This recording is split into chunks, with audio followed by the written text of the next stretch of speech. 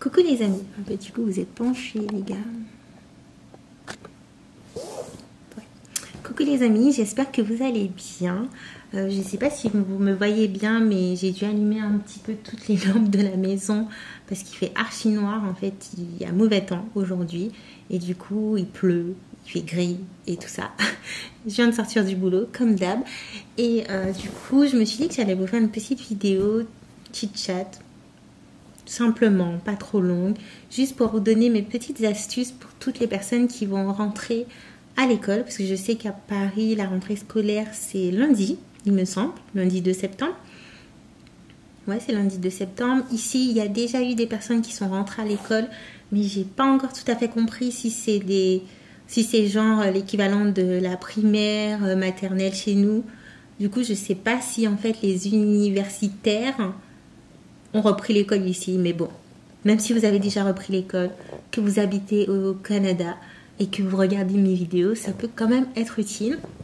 J'avais voilà du coup juste envie de faire une petite vidéo chit-chat parce que ça me rappelle en fait quand moi je rentre à l'école, parce que je ne suis plus à l'école depuis, je crois depuis 2015.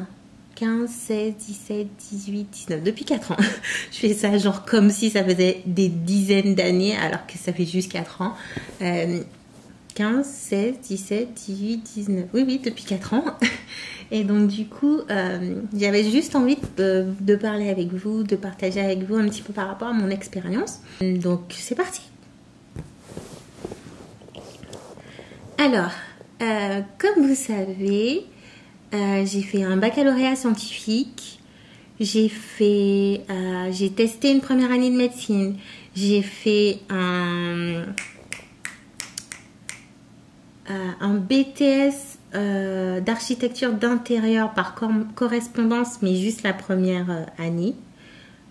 Ensuite, j'ai fait un BTS assistant manager et après j'ai fait une licence administrative / office manager. Et après, j'ai commencé à travailler.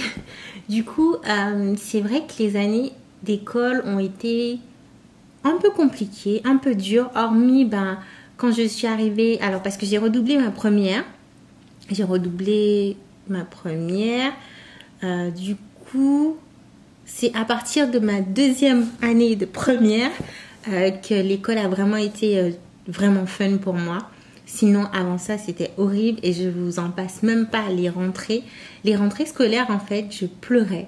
Je crois que je l'ai déjà dit dans une vidéo, ça. Du coup, vous avez pensé que je radote, mais c'est pas grave. Je pleurais tellement que ma mère m'accompagnait à l'école à chaque fois, en fait. Ne vous inquiétez pas. Quand j'étais en BTS et tout, elle m'accompagnait pas à l'école.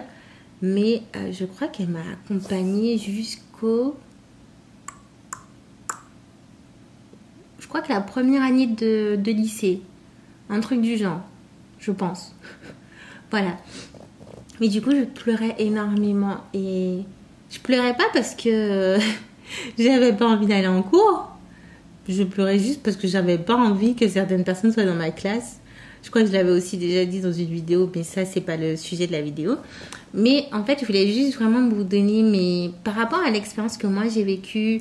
Et comment au fur et à mesure par rapport aux années ça s'est passé, et aussi par rapport à la façon dont on vit maintenant ici à Montréal, je pense que ça peut servir, les petites astuces que je vais vous donner, parce que du coup ça vous permettra de faire une entrée un peu plus smooth, de moins vous casser la tête, parce que je sais à quel point on peut des fois se casser la tête.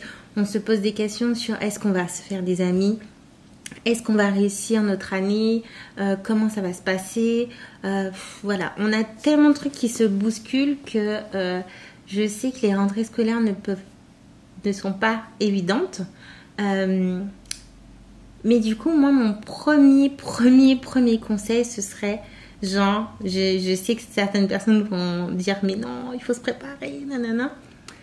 Si vous êtes en vacances actuellement, que votre rentrée c'est la semaine prochaine, profitez de vos vacances jusqu'à la veille. Tout simplement parce que moi je me rappelle quand j'étais à l'école, ma maman avait une tendance de me dire 2 semaines avant la fin des vacances qu'il fallait que je reprenne un rythme, que j'aille me coucher tôt, que non, que je révise mes devoirs, blablabla. Bla, bla, bla. Du coup, je profitais pas de mes vacances, vraiment jusqu'au bout. Et après, j'étais stressée, énervée. Et malgré le fait que j'ai essayé de prendre le riz que d'aller me coucher plus tôt, ben, j'étais tout autant stressée, tout autant fatiguée. Et je pense que c'est pas la meilleure des choses à faire. Il vaut vraiment mieux profiter de ces vacances vraiment jusqu'à la fin. Parce que après, vous aurez des regrets et c'est pas en commençant déjà à vous stresser 2 semaines à l'avance, 1 semaine à l'avance ou même 1 mois à l'avance que ça va changer quelque chose en fait. Ça ne va rien changer à part que du coup vous aurez gâché une partie de vos vacances. Du coup, c'est inutile, c'est du temps perdu. Donc, moi, l'un des premiers conseils que je pourrais vous donner, c'est de vraiment profiter de vos vacances, de vos derniers jours de vacances jusqu'au dernier. Ne pensez pas à l'école. De toute façon, si vous n'avez pas commencé à réviser depuis le début, c'est pas maintenant que ça va, c'est pas en quelques jours que ça va changer quelque chose. Et c'est pas en commençant à cogiter sur votre rentrée, sur est-ce que vous allez vous faire des amis, est-ce que ceci, est-ce que cela, que vous allez vous sentir mieux en fait. Donc, s'il vous plaît, profitez, enjoy à fond. C'est l'un des meilleurs conseils que je peux vous donner. Ensuite, moi, le deuxième conseil que je pourrais vous donner, c'est la veille de votre rentrée. Préparez quand même vos affaires. Quand je parle d'affaires, je parle de son sac et aussi de sa tenue. Votre sac, vous mettez ce que vous avez à mettre dedans. En général, le premier jour d'école, on n'a pas encore son programme, son emploi du temps. Donc, du coup, partez au moins avec un petit carnet de notes et un crayon. Et puis, le reste, vous vous en foutez. Mais je dirais quand même, pour la tenue, préparez quand même votre tenue. Parce que, le premier jour d'école, on a toujours envie de se faire... très beau, très belle, d'être bien perçue. Des fois, on se dit que peut-être que si je suis in, que je suis fashion, que je suis ceci, je vais sûrement me faire des amis qui seront comme ça ou qui aimeront mon look, que ça va peut-être faciliter les discussions. Non. Le conseil que moi je vous donnerais, c'est de vous habiller comme vous le sentez. Si vous avez un style un peu décalé, si vous avez un style un peu old school, si vous êtes, je sais pas moi, quel que soit votre style, ne vous renfermez pas et ne changez pas votre style à la rentrée juste pour essayer de plaire au plus grand nombre. Au contraire, le jour de la rentrée, il faut que votre tenue reflète votre personnalité et surtout que vous soyez à l'aise dedans. N'allez pas mettre pour les filles des talons ou des mini-robes ou des ceci. Et du coup, vous serez là toute la journée à tirer sur votre robe. Vous allez marcher de façon crochue parce que vous n'avez pas l'habitude avec les talons et que vous n'aimez pas ça. Juste pour pouvoir plaire aux autres. Non. Vous faites en sorte d'être habillé selon votre style. Ça vous démarquera. Ça montrera que vous affirmez votre style. Et en même temps, vous serez à l'aise. Et vous n'aurez pas à vous préoccuper de X nanana. Parce que c'est votre style. Commencez cette première journée en vous affirmant en affirmant votre façon d'être, votre style. Et vous verrez, ça ira bien. Les personnes qui aimeront vos styles et qui auront peut-être aussi le même style que vous, viendront à vous. Et les choses se feront petit à petit. Ça sert à rien de presser les choses. Et même s'il y a des gens qui n'aiment pas votre style, vous en foutez. Il faut savoir que vous ne pourrez jamais plaire à personne et encore heureux de ne pas pouvoir plaire à tout le monde parce que j'adore cette citation qui dit en gros que si vous plaisez à tout le monde, c'est qu'en fait vous n'avez pas de... Je sais plus c'est quoi exactement, mais je vous la mettrai là la citation. Mais en gros, voilà, le fait de plaire à tout le monde, c'est du coup de ne pas vraiment avoir de son propre style ou blablabla, je sais plus trop quoi. Mais c'est une citation que j'aime beaucoup. Je l'ai en tête, mais j'arrive pas à la sortir tout simplement. Mais bref, soyez vous-même les gars et surtout, affirmez votre style. Ne changez pour personne. Ensuite, mon autre conseil, c'est pour les filles, mais aussi les garçons. Je sais, vous êtes à l'école, que vous soyez au lycée, à l'université. Je vais pas dire au collège, je suis un peu tôt, même si je sais que au collège, voilà, on a aussi des petits crushs, des petits amoureux, des petits ceci. J'ai 30 ans, donc je peux vous dire que vos amourettes d'école, c'est vos amourettes d'école. C'est mon avis. Après, je sais que j'ai des personnes autour de moi qui se sont mis avec leurs copains ou leurs copines dès l'école, genre collège, lycée, université, et qui sont encore avec elle ou avec lui. Mais par rapport à mon expérience à moi, moi je suis pas du tout avec les personnes avec qui j'ai pu sortir à l'école. Et c'est comme ça. Je n'en fais pas toute une histoire. Ça m'a permis d'être la personne que je suis aujourd'hui, d'être consciente de certaines choses dans les relations amoureuses. Donc, si jamais vous êtes avec quelqu'un actuellement et c'est quelqu'un qui est à l'école avec vous, ou voilà, ou si vous allez avoir un crush sur quelqu'un bientôt parce que vous allez faire la connaissance d'une fille ou d'un garçon dans votre école que vous allez beaucoup aimer, mon seul conseil, c'est de profiter juste de l'instant présent. Ne vous projetez pas déjà dans des histoires « Oh, c'est mon copain pour la vie, on va se marier, on va avoir des enfants. » Non, non, non. Vous êtes trop jeunes, les gars. Franchement, vous êtes trop jeunes. Juste profitez de l'instant présent. Savoir faire la part des choses, parce qu'on a tendance des fois en tant que jeune fille et lorsqu'on tombe amoureux pour les premières fois ou tout simplement lorsqu'on tombe amoureux, à se donner corps et âme dans le sens où on oublie tout ce qu'il y a autour, mais n'oubliez pas que vous êtes quand même à l'école et que vous êtes là pour une raison. Le but, c'est d'avoir des diplômes qui vous permettront de faire le travail de vos rêves, petits guillemets. Donc voilà, juste profitez. Ne vous projetez pas dans des rêves de voilà quoi. Juste profitez de l'instant présent avec la personne avec qui vous serez. Et après, vous verrez, une fois que vos études seront finies, si vous êtes toujours ensemble, moi j'applaudis, c'est vraiment génial. Si c'est pas le cas, au moins vous aurez profité. Et voilà. Mais c'est 50-50. C'est école et on profite. Mais c'est pas juste on profite. Ensuite, le conseil que je pourrais vous donner, c'est au niveau de l'organisation. Parce que moi, je sais que quand j'étais genre au collège-lycée, ma mère me faisait faire mes devoirs. Dans le sens où, en fait, dès la primaire, elle m'a mis dans un cercle où je savais que quand je rentrais, j'avais mon petit goûter, un petit peu de télé, pas longtemps. Et après, c'était les devoirs et tout ça. Donc, c'est vraiment quelque chose que j'ai continué au collège, au lycée et tout. Et par contre, quand je suis arrivée à Paris et que j'étais en BTS en licence, comme c'est un peu vraiment différent, je n'avais plus ma maman avec moi, j'avais plus de personnes derrière ma tête qui pionçaient en me disant « Faut faire tes devoirs, faut faire tes devoirs, faut faire tes devoirs ». J'étais livrée à moi-même et du coup, j'ai dû essayer de m'organiser à ma façon, tout en sachant que, comme je l'ai déjà dit dans une vidéo où je parle de mes études ou vivre à Paris, je sais plus. Peut-être que je vous en ai pas parlé, mais bon, bref. J'étais en alternance, donc ça veut dire que j'étais 2 jours à l'école et 3 jours en entreprise. Donc c'est assez lourd, même si on a l'impression, oh, t'es que 2 jours à l'école, donc non, c'est pas lourd. Si, parce que le programme doit fitter en 2 jours. Et j'avais des horaires de boulot, quoi. Donc c'était pas des horaires d'école. Et du coup, il fallait que je m'arrange pour trouver une façon de m'organiser. Et du coup, faire mes devoirs, apprendre mes leçons, faire les exos qu'on devait faire à la maison et tout ça.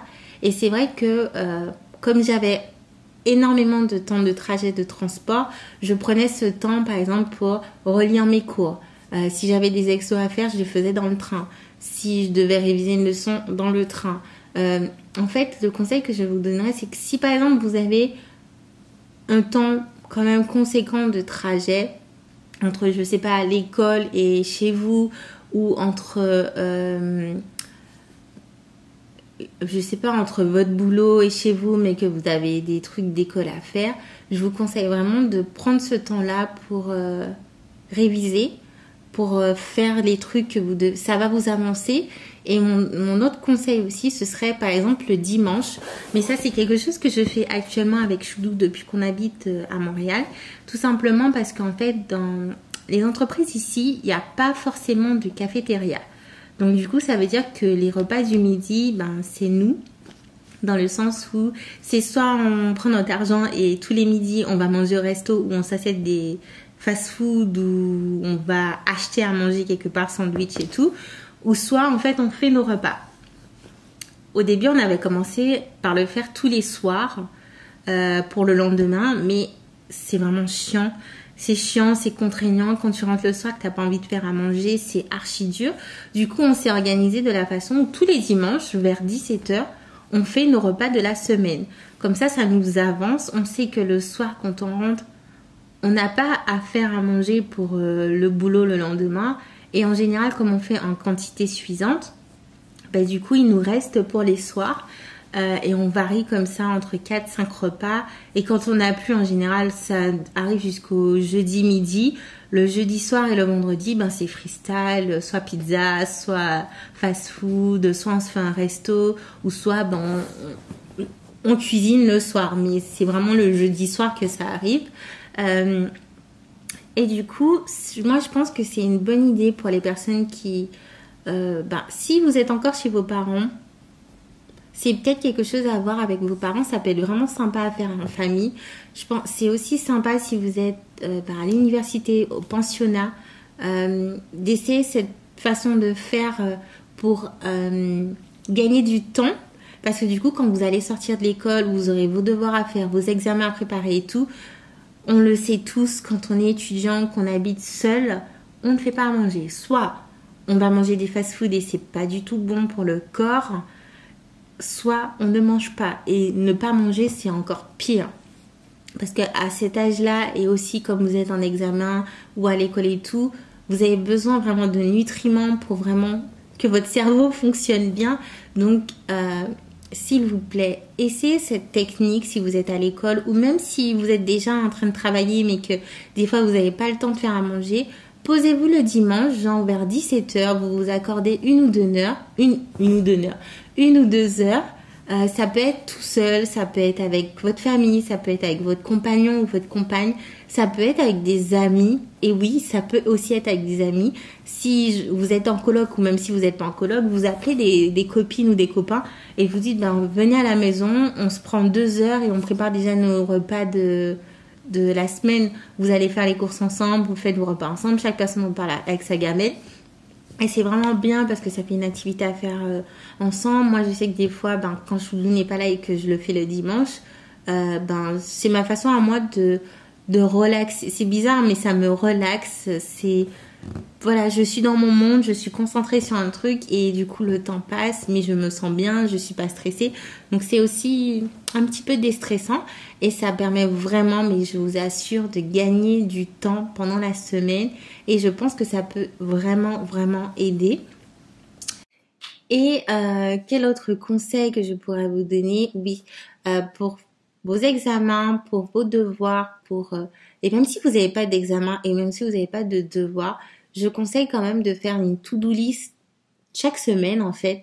Genre, je sais pas moi, le vendredi soir, vous vous asseyez et vous vous dites, la semaine prochaine, j'ai ça comme cours. Même si j'ai pas de devoirs, faut que je relise tel jour, telle matière, tel jour, telle matière, tel jour, tel chapitre, non. D'une, ça va vous avancer. Je sais que ça peut être relou. Parce que quand on est jeune, on a envie de sortir avec nos copains, de pas s'embêter avec les cours et tout.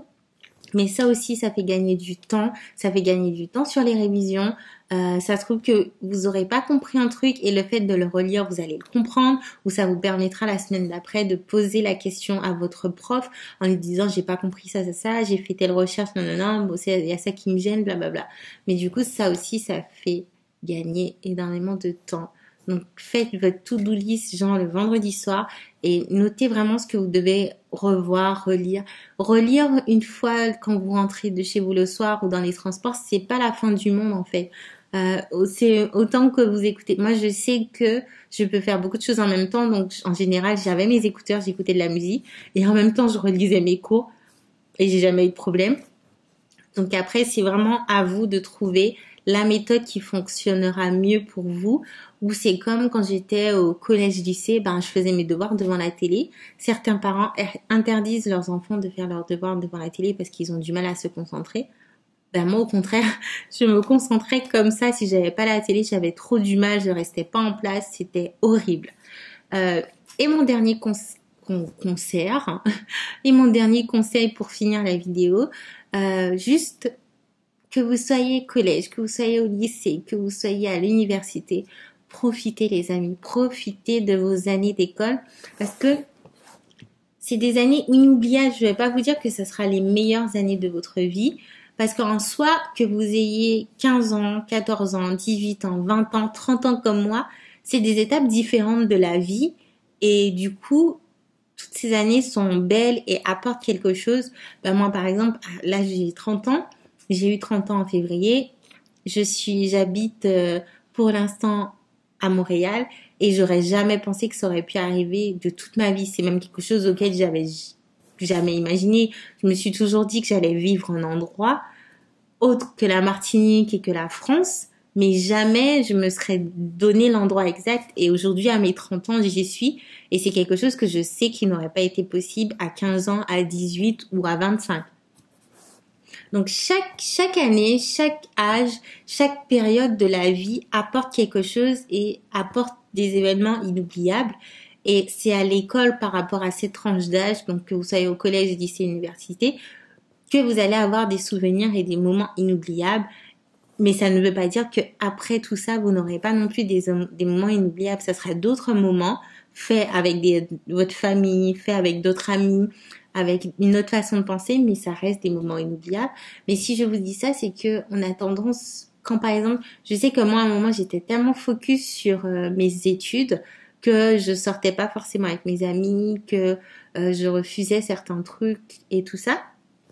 Et du coup, on passe à côté de moments et de souvenirs qui ont besoin d'être créés en fait. Et on passe aussi à côté de ces moments qui nous permettent de sortir un peu des études, de sortir un peu la tête de l'eau et de repartir après de plus belle. Donc vraiment, mon conseil, c'est 50-50. 50-50 à fond dans les études, 50-50 d'amusement, profiter à fond. Et surtout, ne stressez pas. Ce qui doit se passer durant l'année va se passer. Juste vivez le truc à fond. Occupez-vous de vos études. Occupez-vous de vos amis. Et les autres personnes, vous vous en tapez. Vous en foutez, comme on dit. Donc voilà. C'est ma petite vidéo conseil pour une rentrée au top. Et pour ceux qui n'ont pas de rentrée, mais qui vont au boulot, bonne rentrée. J'espère que vous avez passé de très bonnes vacances. Et vous vous rendez compte qu'il reste genre 4 mois avant 2020 quoi. C'est passé à une allure. Moi j'en reviens pas. En novembre ça va faire 1 an qu'on est à Montréal et j'ai l'impression que c'était hier qu'on est arrivé. Donc c'est pour vous dire à quel point le temps se passe vite. C'est archi ouf. Bon, je vous fais des bisous et je vous dis à demain pour une nouvelle vidéo. Ciao les amis.